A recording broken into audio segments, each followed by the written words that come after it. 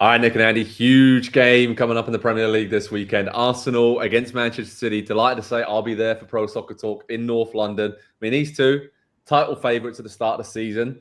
Being a bit of a different place right now. Obviously, Liverpool are sitting pretty at the top of the table, but City have been good, resurgent in recent weeks. Was it 4 wins from the last 5 Premier League games? Made a statement against Chelsea last time out. And Arsenal just kind of plugging away, right, Nick, in terms of we're hanging in there, 6 points behind Liverpool. Yeah, Liverpool have a game in hand, but just feels like they still believe that they are going to somehow drag it back and get closer to Liverpool by the last, few weeks of the season. But this is huge for both teams in terms of determining how these final few months are going to go. Yeah, here's something that a lot of people can laugh at given the current situation, but I feel like the winner might finish second to Liverpool in the title. It's just, it's right there for Arsenal, more importantly. And I'm not saying that because I think they're going to win or I don't. We'll save that for the end.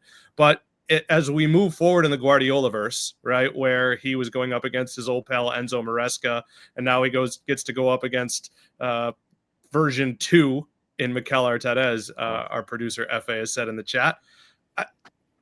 I feel like this should be Arsenal's game. It's at home. They should win.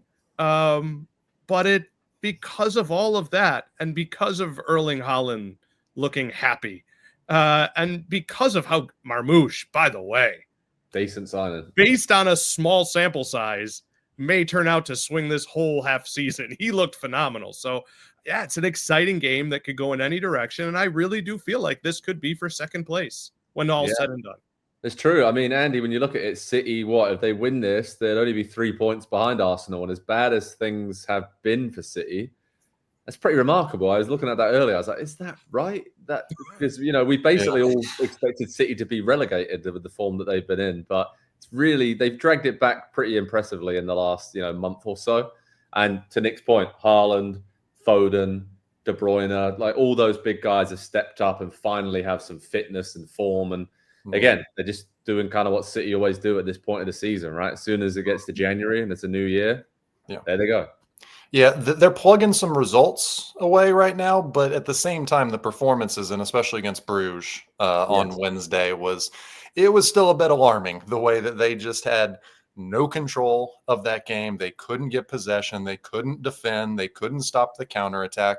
Listen, all I could think during that game was if Ange Postecoglou's team played that wide open and was cut through that easily, we would be having a lot of conversations about the system and the tactics and the manager and can he do it at this. Obviously, Pep can do it at this level, but you would expect at some point to see a little bit more of a change, I guess, from them because he has to this point. He's looked and said, well, we can't control games as much as we've done in the past, but you also can't exist like this. You cannot do this for the rest of the season with those players and that squad. They're not a physically dominant side. And the way that they're playing right now, they kind of have to be. And maybe they transition that way a little bit more with Marmoush coming in and you've got Haaland and you play to those physical strengths. But until we see Pep allow his team to just be physically dominant and not focus on possession and control, I'm not really going to, I won't believe that that's the path forward until we actually see it.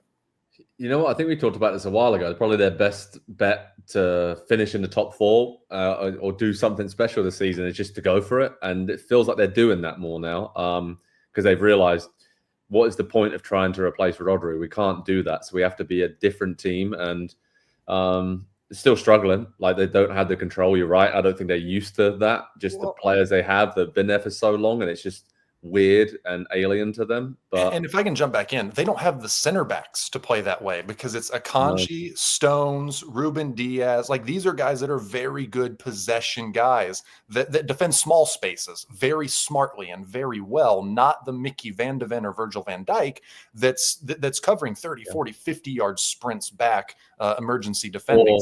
Personnel-wise, or Saliba or those guys that Arsenal have as well. So, yeah, I mean, talking about Arsenal, Nick, obviously Saka's been a huge loss. There's talks about David Raya ahead of this game. He's obviously on an injury issue.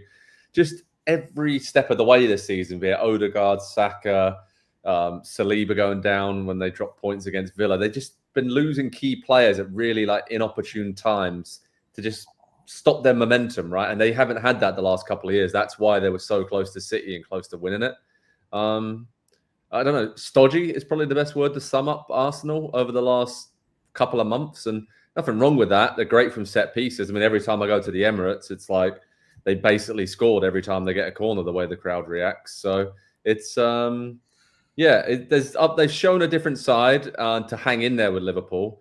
But I feel like they're going to need more creativity, more fluidity now here on out between the rest of the season. And it all just hinges on those players that have been out, because they just don't, even compared to City, they don't have that quality 12th man through to the 16th, right, in this squad.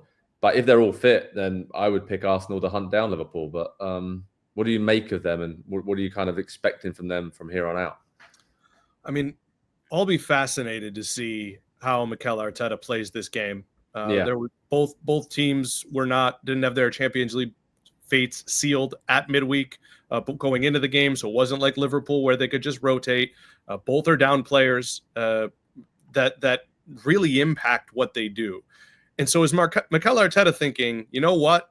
I know this City isn't that City, but I got a Jorginho here, and I got a Declan Rice, and I got a bunch of guys who can easily play us towards getting, and we just got to score one against a team whose backs are beleaguered. That seems like something Mikel Arteta does when I think he could go out there and try to win this 4-2 and probably have a good chance to do that as well. So what is he thinking? How is he viewing this? How does he view City? And to your point from earlier, which I thought has been the biggest development for City in the past few weeks, how they can outscore people. The Premier League Player of the Year from last year has scored in something like 5 of his last 6 games, Phil Foden. And guess who else has done that since he's been alive? Erling Haaland. And so City's attack is there. So what is Arteta going to do? I'm not giving you the answer. I'm asking you guys, what is Arteta? How does he approach this game? Yeah, it's fascinating because I was looking back to the game in September that I was at the Etihad. Obviously, Rodri's injury and that game just swung the momentum in Liverpool and Arsenal's favour in a title race. And we know how bad it's been for City to recover from that blow. But even when you think back to that game, the red card for Trossard, the chaos of John Stones' late equaliser.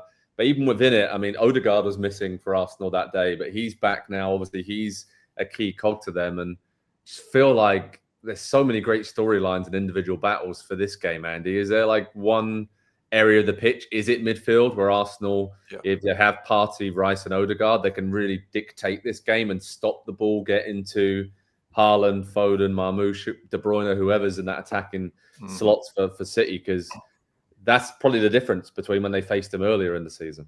Yep. Yeah, I think Nick's 100% right on what Arteta will do. When he feels threatened, when he feels like he's not the better team, when he feels like his team's not going to dominate the game, we know what he does. He goes a little bit more defensive. He loves Jorginho in there because of the way that when he has the ball, or when he doesn't have the ball even, he's always a safe outlet. And so he's the mistake preventer, I guess, for lack of a better term, in this Arsenal team, the guy that just lets everything tick over and is the stabilizing force, I guess, in that team. But that only works if you have those brilliant players up ahead of them that can 1v1 win a game at the highest level. And when you don't have Saka, you're relying on Martinelli, you're relying on Trossard, you're relying on Havertz. There are massive questions about all 3 of those players individually when one of them is in the team, let alone when they are the front line for your team in a game that you feel like you have to win. And so I do think this is going to be a very cagey affair. It's going to be a very defensive setup from Arsenal. And once again, I think they're going to try and do everything with set pieces. But City kind of have the personnel, at least the defenders, that are big and physical and should have the size to match up with them and maybe make it a little bit more difficult because nobody else can at this point. This feels like an Ethan Nwaneri game, Nick. I mean, he's scored a great goal midweek. He's only just come back from injury, but if you're just going to go and try and get at the Achilles heel of Man City, which is defending on the counter, which is leaving space in between sort of the fullbacks and centre-backs, he is that direct replacement for Saka. I'm not saying he's anywhere near his level, but you kind of have to play it as if you're the best version of yourself for your Arsenal and be brave, because if you win this, you basically knock City out of the running, really, for the title. Not saying they're really in the title race, but if they do beat Arsenal, they're only 3 points behind them. So it's really kind of a situation where a draw is not good enough for either of these teams, right? So it should lead to a very, very open game, I think. Yeah, this is the situation where Pep's, what do you get term you guys use over there is blooding. Pep's sort of blooding of Rico Lewis to me is a problem, because I think about those stronger, bigger guys, those more experienced guys. I understand he wants his right back to be the guy who shoots into the hole. The old Greg Berhalter, Tyler Adams plan, right? That's kind of what he wants to see. And I just think that's a mistake in this game. So will we see it? There have been gaffes from every player on the City team, but that said, I don't worry about Guardiola. I don't worry about Akanji. I don't worry about Stones. I worry about their midfield, and I worry about what's going on when they attack the left side. So you're right, that who's ever over there, right? Like, not that we love Trossard or love Martinelli as a game breaker, but that should be where they're attacking. Yeah, they should. They should. What prediction, Andy? What do you think, mate? Oh no. 1-1. I just think that Arsenal they're gonna struggle to create unless it's set pieces, and I think City will relish the opportunity, I think, to control the game a little bit more when they haven't in recent weeks. Yeah, I think it's gonna be 1-1 till late. I'm gonna go 2-1 Man City. I don't know what it is. I think it's the Foden, Haaland, De Bruyne kind of form. I just feel like they're gonna have a moment of magic. Kind of got their backs up against the wall. Everyone doubting them. Probably a lot more people expecting them to lose this game than they usually would have, given the form they're in or have been in. I just think it's dangerous right now to play against City, and I think just don't think Arsenal have been that great, if I'm honest. Like the Aston Villa home game recently just kind of highlighted. Yes, they were missing Saliba, but just I really think that when quality forward players turn up against Arsenal, they can still create chances. And I'm still not sure about, like you mentioned, Andy, going forward. I don't think Arsenal can hurt you as much as they have done in previous seasons. So I have some reservations about that. So I'm going to go for a 2-1 City win, and I'm looking forward to the comments. Nick? I just don't know.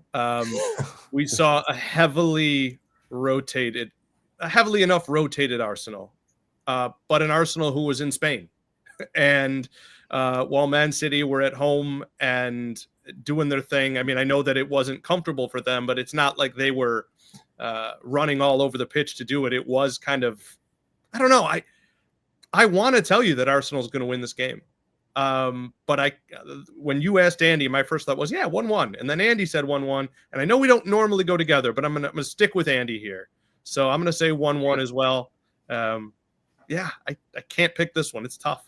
It's tough. It's a tough one, but it'll be a fun one. So head over to Pro Soccer Talk on NBCSports.com for how to watch information, live analysis from on-site at the Emirates for one of the big games of the season. Arsenal against Man City. Let's see if City can somehow drag themselves back into this title race. Maybe a bit too soon for that, but this is a big, big game for them. Or if Arsenal can make a statement and just kind of put that marker down to Liverpool that they're there to stay in this title race. It's going to be a fun one. Nick and Andy, that was fun previewing with you guys. Thanks so much. Thanks, everyone, for watching, and we'll speak to you soon. Cheers, guys. Hi there, I'm Rebecca Lowe, studio host of NBC's coverage of the Premier League. Don't forget to hit subscribe to watch more videos all season long. And if you want even more Premier League content, from original series to live matches, head over to Peacock.